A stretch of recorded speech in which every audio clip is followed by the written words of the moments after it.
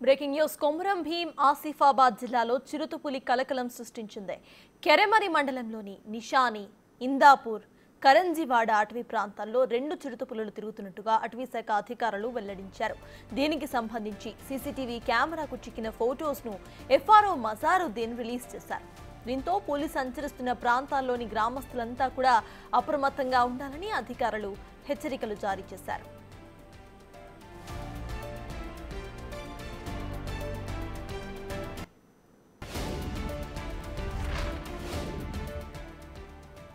కొమురం భీం ఆసిఫాబాద్ జిల్లాలో చిరుతపులి కలకలం సృష్టించింది.